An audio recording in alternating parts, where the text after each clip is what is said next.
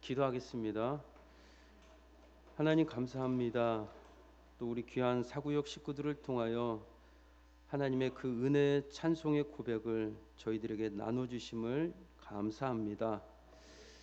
하나님, 천지 만물을 지으신 아버지, 우리가 동서남북 눈을 다 돌려보아도 그 어느 곳 하나 신묘막측하지 아니한 것이 없습니다. 모두 다 하나님의 솜씨요 또 하나님의 영광을 찬양하고 있다는 것을 우리가 경험하게 하여 주옵소서.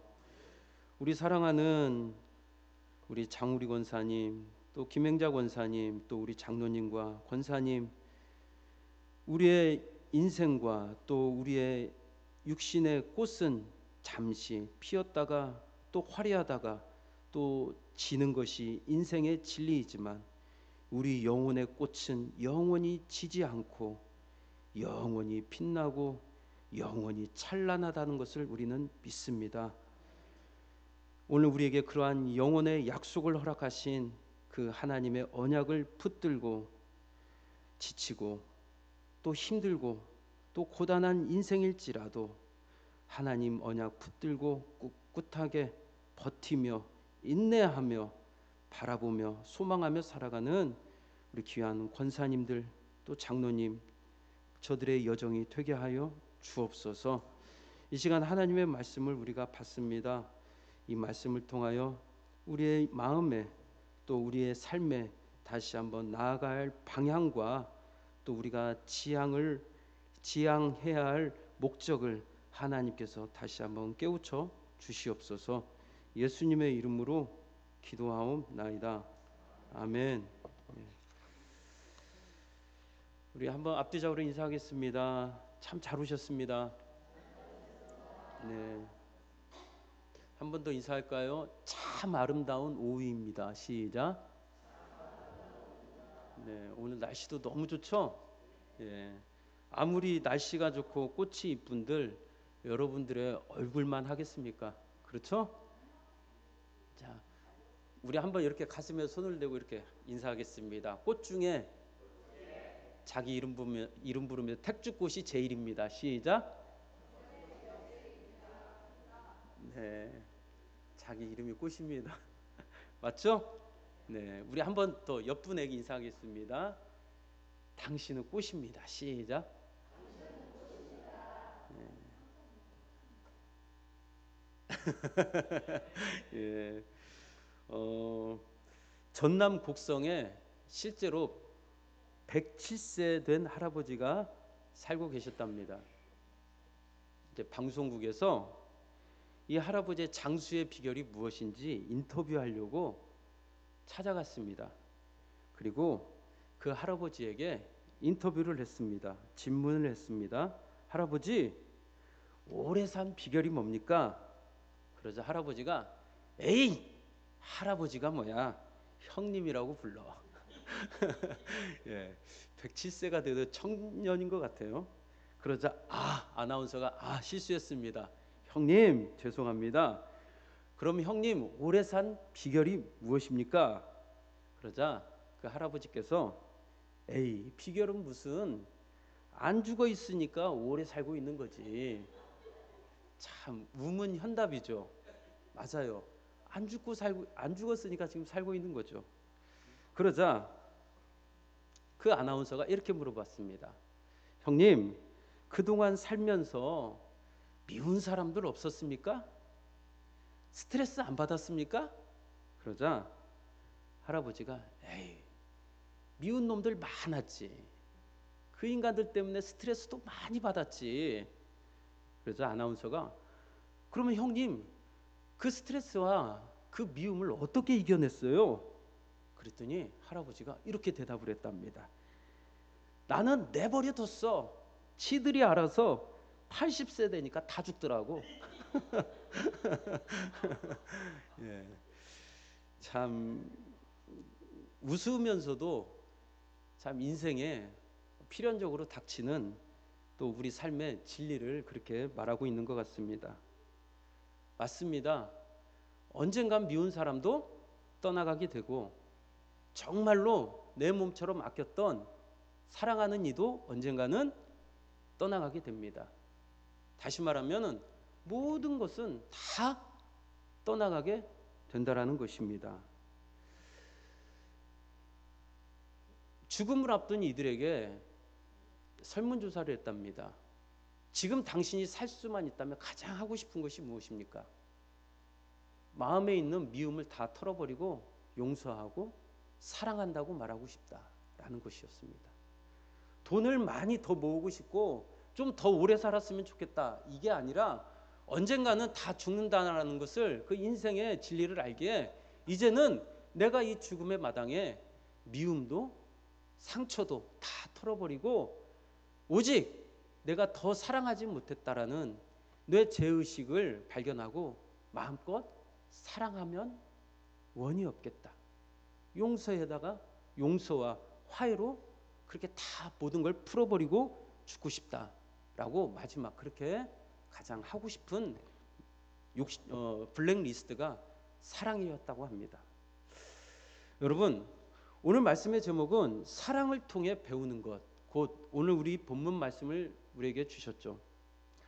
요즘에 계속 수요 예배와 또 오후 예배 시간이 허락될 때 제가 요한복음 말씀을 계속해서 강론하고 있습니다. 그런데 수요 예배에 못 나오신 여러분들을 위해서 오늘 이 문맥으로 이 말씀을 우리가 풀어가기에 제가 간단하게 다시 한번 설명해 드리겠습니다. 요한복음 15장 말씀은 예수님이 참 포도나무라고 자칭 내가 참 포도나무다, 그런데 너희들은 가지다라는 것입니다. 이 말은 무슨 말이냐? 곧 너희들은 찍어 없어져야 할, 심판받아야 할 그런 불쏘시개의 가지에 불과했는데, 그런 우리들을 예수님께서 그런 가지들을 자기 몸에 친히 접붙여서 곧 참 포도나무가 되신 그 몸통에 우리가 접붙여짐으로 말미암아 우리 또한 참 포도나무가 되었다라는 것입니다. 할렐루야. 그것을 우리는 뭐라고 하느냐? 요한복음 15장에서는 친구라고 하는 것입니다. 그래서 13절 14절 말씀을 다시 한번 보겠습니다. 그럼 참 포도나무의 가지가 된 우리를 13절 14절 시작. 사람이 친구를 위하여 자기 목숨을 버리면 이보다 더 큰 사랑이 없나니 너희는 내가 명한 대로 행하면 곧 나의 친구라. 제가 봅니다. 이제부터는 너희를 종이라 하지 아니하리니 종은 주인이 하는 것을 알지 못함이라. 너희를 친구라 하였노니 내가 내 아버지께 들은 것을 다 너희에게 알게 하였음이라. 아멘. 곧 참 포도나무 그 가지에 접붙여진 우리는 이제 그분이 우리를 위하여 죽으셨다라는, 목숨을 위하여 버리신 우리의 참 친구가 되셨고, 이제 우리는 그 친구된 예수님, 전에는 몰랐지만 친구된 예수님의 이제 의증과 그리고 그분이 하시고자 하는 일을 알게 된 우리는 주님의 사랑하는 친구가 되었다라는 것입니다. 따라서 하겠습니다. 눈빛만 봐도 알 수 있잖아. 유행가 가사라는 겁니다. 그게 유행가 가사인데, 눈빛만 봐도 우린 알 수 있잖아. 옛날 노래인데, 친구는 바로 그런 것입니다. 사랑하는 이의 관계는 바로 그런 것입니다. 눈빛만 봐도 이제는 저 사람이 무슨 생각을 하고 내가 무엇을 하면, 내가 무엇을 해야 하기를 원하는지 알 수 있다는 것입니다. 그러자 예수님이 오늘 그 말씀에 이어서 이렇게 말합니다. 너희가 나를 택한 것이 아니요 내가 너희를 택했다라는 겁니다. 저는 이 말씀을 너무너무 가장 아름다운 말씀, 정말로 너무나도 소중한 말씀으로 저는 여기고 있습니다. 여러분, 주 예수 내가 알기 전 날 먼저 사랑했네. 나는 그분을 알기도 전에 그분이 저를 먼저 사랑했고, 그리고 내가 그분을 붙잡기도 전에, 선택하기 전에 그분이 나를 창세전부터 선택하셨음을 믿으시기 바랍니다. 우리는 이것을 예정론이라고 합니다. 예정론, 따라서 하겠습니다. 예정론. 무슨 말이냐? 우리가 어떻게 구원을 받았느냐? 내가 선택하고 내가 믿고 내가 붙잡아서가 아니라 그분이 나를 예전부터 그냥 점 찍었습니다. 선택하셨습니다. 그냥 나를 선택하신 거예요. 왜 선택했냐고 저한테 묻지 마세요. 저도 몰라요. 왜 여러분들을 선택하셨는지, 왜 저를 선택하셨는지 저는 도무지 그게 수학적으로, 과학적으로, 논리적으로 이해가 안 됩니다. 하지만 저는 믿습니다. 믿는 거예요. 기독교는 우리가, 복음은 이해가 되는 게 아니에요. 복음은 우리가 따박따박 따져가지고 내가 설득당했네. 아이고 예수님 내가 그래 이해됐으니까 믿겠습니다 라는 게 아니라니까요. 이해가 돼서 믿어지는 게 아니라 도무지 이해가 안 돼요. 도무지 믿기지가 않아요. 아니 나 같은 자를 어떻게 사랑하셨을까? 어떻게 나를 창세전부터 딱 찍어가지고 내가 너를 구원했어, 내가 너를 사랑하기로 작정했어. 하나님 저는 자랑할 게 없는데요, 저는 그렇게 이쁨 받을 만한 게 없는데요. 이해가 안 돼요. 그런데 믿는 것뿐입니다. 아멘. 이게 기독교의 놀라운, 정말 우리가 즐거워할 수밖에 없는 진리입니다. 하나님이 우리를 선택했대요. 그런데 선택한 이유가 뭐냐? 따라서 하겠습니다. 열매를 맺게 하고 서로 사랑하게 하려고. 자, 이제 오늘 사랑을 통해 배우는 것, 이제 본론입니다. 하나님이 우리 사랑하셨어요? 안 사랑하셨어요? 얼마나 사랑하셨는지 알아요? 몰라요? 알아요? 자, 성경에 우리를 얼마나 사랑하셨는지 그게 나와요. 그냥 막연하게 초등학생 수준으로 나를 죽기까지 사랑하셨대. 에이, 이러면은 여러분 이건 초등학교 수준이에요. 유치원 수준. 한번 하나님이 우리를 얼마나 사랑했는지 한번 우리가 그 성경 말씀을 보도록 하겠습니다. 고린도전서 13장입니다. 고린도전서 13장.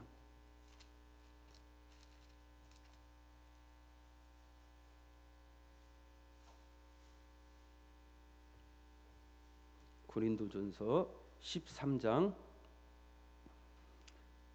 자, 몇 절을 보시냐면 4절부터 보겠습니다. 시간이 없으니까 우리가 4절부터 7절까지 한번 저하고 한 구절씩 교독하도록 하겠습니다. 고린도전서 13장 4절부터 7절까지 제가 먼저 보겠습니다. 사랑은 오래 참고, 사랑은 온유하며 시기하지 아니하며, 사랑은 자랑하지 아니하며 교만하지 아니하며,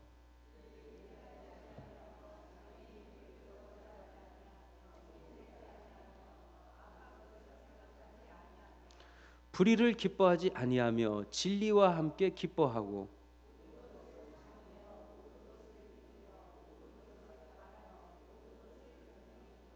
아멘.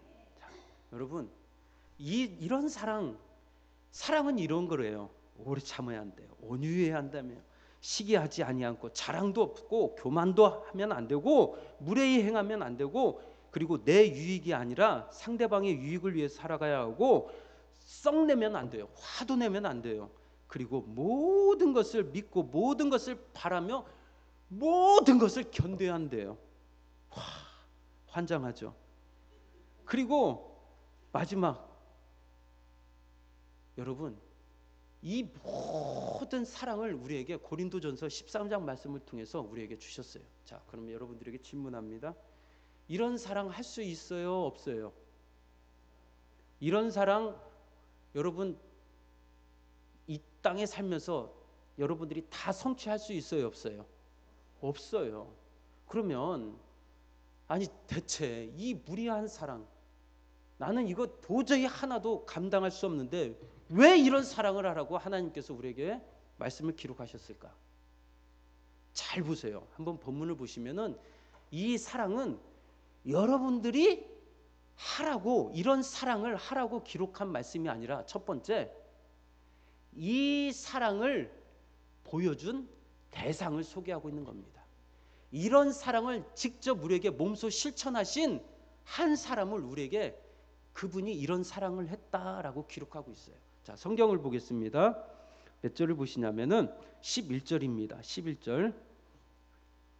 11절 고린도전서 13장 11절 시작. 내가 어렸을 때는 말하는 것이 어린아이와 같고 깨닫는 것이 어린아이와 같고 생각하는 것이 어린아이와 같다가 장성한 사람이 되어서는 어린아이의 일을 버렸노라. 12절 시작.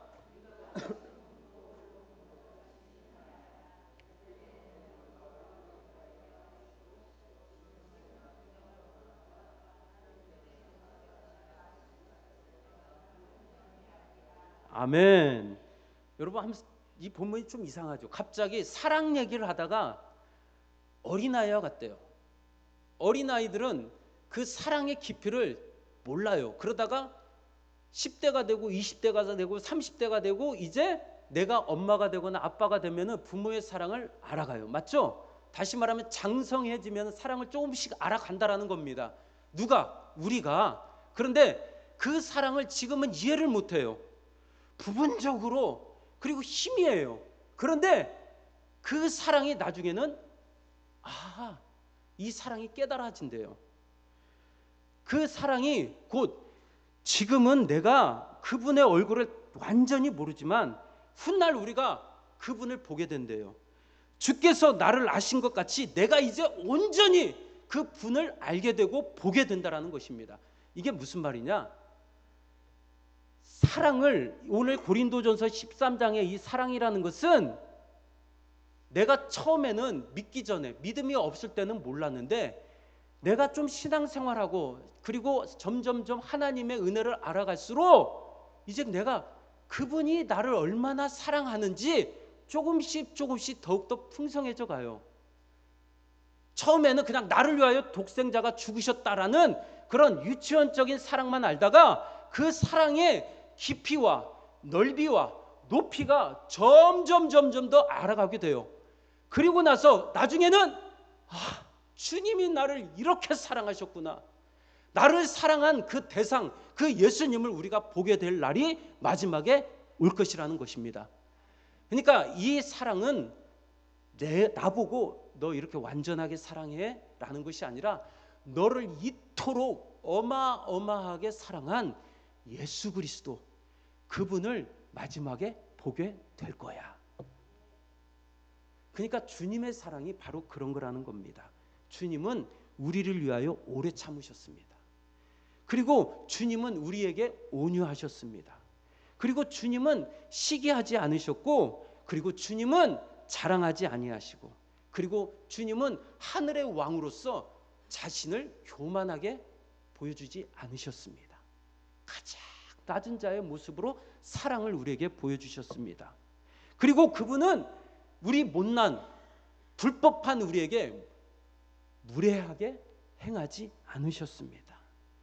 또는 자신의 유익을 위하여 살지 않고 우리의 유익을 위하여, 우리의 영혼의 유익을 위하여 살아가셨습니다. 그리고 주님은 우리에게 절대적으로 감정적인 화를, 성을 내지 않으셨고, 악한 것을 생각도 하지 않으셨고, 불의를 싫어하시고 항상 진리와 함께 우리가 살아가도록, 또 진리 안에 우리가 거할 때 주님은 누구보다도 기뻐하셨습니다. 우리에게 모든 것을 참고, 그리고 우리를 위하여 모든 것을 믿고, 그리고 모든 것을 바라며 모든 고통과 십자가의 아픔, 순환과 수치를 다 견뎌내셨습니다. 이게 바로 주님이 우리에게 보여주신 사랑이라는 것입니다. 얼마나 감사합니까? 주님의 사랑이 이 정도예요. 그냥 자기 아들을 위하여 죽으셨습니다. 우리에게 내어주셨습니다. 그 안에는 이 모든 사랑이 다 녹아져 있다는 것입니다. 여러분들을 향한 사랑이 그 정도예요. 그러면 여러분, 우리 기독교의 진리는 오늘 주님이 그랬죠. 아까 요한복음 15장에서 다시 말하면 이제 내가 너희를 사랑한 것처럼 내가 너희를 택하여 세웠던 이 사랑으로 너희 또한 열매를 맺고 사랑하라고 우리를 택하셨습니다. 그래서 기독교는 따라서 하겠습니다. 사랑의 종교입니다. 여러분, 주님이 우리를 사랑하신 것 같이 사랑하셔야 합니다. 아멘. 자, 그러면은 여러분, 아까 요한복음 15장은 다시 한번 펴볼까요? 요한복음 15장을 한번 펴보십시오. 펴놓고 저를 한번 바라봐 주십시오. 요한복음 15장, 아니 요한복음 이 말씀은 누가 기록한 겁니까? 요한이죠? 여러분, 요한의 정체를 아세요? 그 요한의 인간성을 아세요? 요한은 별명이 있었습니다. 우레의 아들. 따라서 하겠습니다. 우레의 아들. 무슨 말이냐? 번개라는 거예요. 번개, 불. 성질이 뭐 같다? 불 같다. 성질이 번개 같다라는 거예요. 얼마나 화가 있고 막 급하고 그랬으면은 이런 별명이 붙을 정도였어요.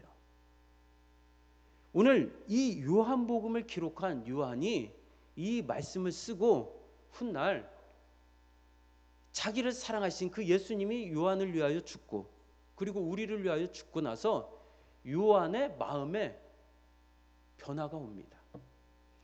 요한이 두 번째 별명이 뭔지 아십니까? 처음에는 번개의 아들, 불같은 아들이었다가 두 번째 별명이 붙여집니다. 뭘까요? 사랑의 사도로 바뀝니다. 사랑을 통해 요한이 배우게 된 것입니다. 불같고 정말 인간 취급도 하기 싫은 그런 인간이 예수님의 사랑 그리고 그와 함께한 시간을 통해서 마지막 요한이 바뀌게 돼요. 사랑의 사도로. 그런데 요한이 얼마나 정말 주옥 같은 이 사랑의 편지를 우리에게 기록했는지 한번 그 말씀을 찾아보시고 서서히 말씀을 이제 가름하도록 하겠습니다. 자, 몇 군데만 찾아보시면 돼요. 일단 요한 1서를 말씀 보겠습니다. 요한 1서 4장입니다. 요한 1서 4장. 요한 1서 4장 392쪽으로 되어 있습니다. 392쪽. 요한 1서 4장 10절과 11절입니다. 요한복음 4장 10절과 11절 392쪽입니다. 자, 이게 이제 아까 요한복음을 기록한 불같은 요한이 이제 사랑의 사도가 되면서 기록한 말씀입니다. 요한 1서 4장 자, 10절 11절 시작. 사랑은 여기 있으니 우리가 하나님을 사랑한 것이 아니요 하나님이 우리를 사랑하사 우리 죄를 속하기 위하여 화목제물로 그 아들을 보내셨음이라. 사랑하는 자들아, 하나님이 이같이 우리를 사랑하셨은즉 우리도 서로 사랑하는 것이 마땅하도다. 아멘. 자, 그리고 19절을 봅니다. 19절 시작. 우리가 사랑함은 그가 먼저 우리를 사랑하셨음이라. 아멘. 자, 이제 저를 보세요. 사랑하는 것도 방법이 있어요. 여러분, 다른 종교도 사랑하라고 해요, 안 해요? 하죠. 기독교도 우리 개신교도 사랑하라고 하죠. 근데 그들과 차이가 있어요. 다른 종교도 사랑하라고 해요. 불교도 사랑하라고 합니다. 인애를 외칩니다. 그런데 우리 기독교의 독보적인 사랑입니다. 무슨 사랑이냐? 막연하게 사랑하라고 하지 않아요. 이 사랑을 할 수 있는 방법을 우리에게 알려주셨어요. 뭐냐? 우리가 사랑함은 그가 먼저 우리를 사랑하셨음이라. 그리고 하나님이 먼저 사랑하사. 하나님이 우리를 먼저 사랑했어요. 우리가 하나님을 사랑한 것이 아니라 하나님이 우리를 사랑하셨어요. 할렐루야. 저를 보세요. 이게 사랑의 방법입니다. 막연하게 사랑하는 것이 아니라 사랑할 대상을 딱 여러분들이 만들어 놓고 막연하게 사랑하는 것이 아니라 사랑하는 방법을 알려주셨다니까요. 이겁니다. 저 영혼을 내가 사랑할 수 있는 방법은 먼저 내 안에 뭐가 있어야 돼요? 사랑이 있어야 돼요. 맞죠? 사랑을 공급받아야 돼요. 맞죠? 그 사랑을 공급받기 위해서 우리가 하나님의 사랑을 먼저 채우라라는 거예요. 그분의 은혜와 아까 고린도전서 13장에서 우리가 읽었던 그런 완전하신 모든 것을 견뎌내신 그 우리를 향한 하나님의 은혜와 사랑이 우리 안에 채워질 때 그 사랑이 또한 그 영혼에게도 흘러갈 수 있고 우리도 실천할 수 있는 삶의 그리고 영혼의 에너지가 된다라는 것입니다. 막연하게 사랑하는 게 아니에요. 영혼을 사랑하기 전에 먼저 내가 영혼의 사랑을 공급받으라라는 것입니다. 누구의 사랑? 아버지의 사랑. 여러분, 인생이라는 배가 있다고 제가 예를 들을게요. 배가 있습니다. 인생이라는 배가 갯벌에 썰물이 되면서 배가 바다에 둥둥 떠 있다가 물이 빠져나가면서 갯벌에 갇혀버렸어요. 아이고, 어떡해, 내 인생 뻘에 갇혔네. 그러면서 우리는 그 배에서 뛰어내려와서 뻘 속에 들어가서 배를 막 잡아 당긴다고 생각을 해보세요. 여러분들이 그렇게 에너지를 쏟으면 쏟을수록 여러분들의 몸은 어떻게 돼요? 더 빠져요. 이게 참 사람을 대하는 한 번씩 우리가 사람 관계에서 오는 그런 문제가 그렇게 일어나요. 내가 저 영혼한테 오해를 받고 저 친구와 내가 뭔가 다퉜는데 아니 내 본심은 그게 아닌데 빨리 내가 뛰어내려와서 그것을 풀으려고 매듭을 풀으려고 어떻게 해서든 내 문제를 배에 빠진 문제를 끌어내려고 다가서면은 오히려 그 갈등이 풀어져요? 아니면 더 복잡해져요? 더 복잡해질 때가 있더라고요. 맞죠? 화해를 하려고 다가가는데 이게 고슴도치 사랑 마냥 붙으면 붙을수록 서로가 더 상처를 주고 아픔을 주더라는 겁니다. 그럴 땐 여러분 어떻게 해야 돼요? 그 배를 그 문제, 인생의 문제라는 배를 끄집어내려면 해결하려면 어떻게 해야 돼요? 그 문제를 사람과의 문제를 갈등을 풀어가려면 어떻게 해야 돼요? 다른 게 없어요. 절대 그때는 힘쓸 게 아니에요. 사랑한다고 되는 게 아니더라고요. 내가 막 사랑해야지, 내가 덮어줘야지, 내가 가리워줘야지 한다고 되는 게 아니더라고요. 그 배가 저절로 풀어지고 빠져나올 수 있는 방법이 있습니다. 문제가 뭡니까? 맞아요. 물이 들어오는 때를 기다리면 돼요. 그리고 그 물이 들어오면은 이 문제가 저절로 뜨게 돼요. 자유를 누리게 돼요. 여러분, 그 우리는 밀물을 뭐라고 하는지 아십니까? 은혜 또는 사랑이라고 하는 겁니다. 내가 계속 문제를 해결하려고 하는데 내가 저 영혼을 뭔가 내가 오해를 풀고 사랑하고 용서해 주려고 하는데 오히려 그게 더 갈등이 심화가 될 때가 있어요. 그럴 때는 하나님의 은혜와 사랑이 내 안에 밀물듯이 들어오고 채워지면은요 저절로 풀어지게 되고 가리워지게 되고 덮어주게 되더라고요. 여러분 혹시 우리 성도 여러분들은 그런 시대를 사셨을 거예요. 학교 갈 때 예전에 가방이 없었어요. 가방 대신에 책을 어떻게 갖고 다니셨어요? 책보라고 있어요. 책보. 맞죠? 보자기라고 하죠. 여러분 그 보자기가 얼마나 우리 한국의 지혜로운 그 방법인 줄 아세요? 보자기는요 뭐든지 감싸요. 그렇죠? 근데 그 보자기는요 요즘 우리 보면 택배 보면은 스티로폼 박스가 있어요. 거기에는 동그란 것도 세모난 것도 울퉁불퉁한 것도 다 들어가지만은 결론으로 박스를 보면 뭐예요? 네모죠? 그런데 보자기는 그게 아니에요. 동그란 것을 감쌌는데 동그란 모양 그대로 나오고 네모난 걸 감싸면 또 네모난 모양대로 다 감싸져요. 세모난 것도 세모난 모양대로 다 감싸져요. 신기하죠? 여러분 은혜가 그래요. 사랑이 그래요.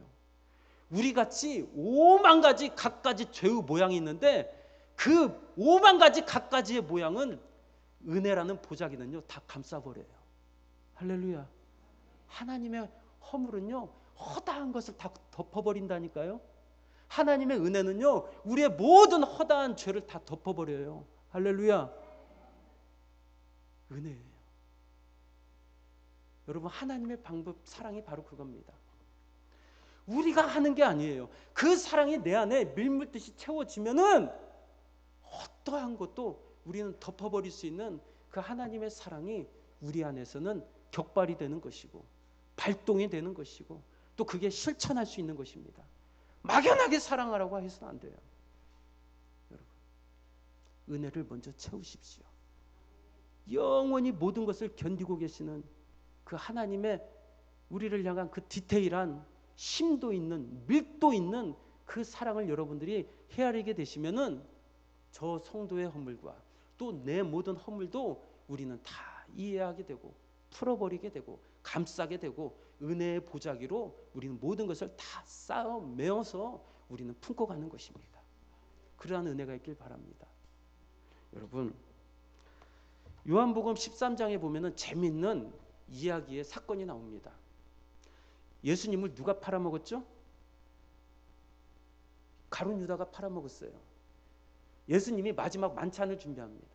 그리고 제자들에게 뭔가 되게 예수님이 하고 싶은 그 진리의 말씀을 쏟아냈는데 이상하게 가룟 유다가 예수님을 팔려고 나가는 순간 예수님이 그 얘기를 해요.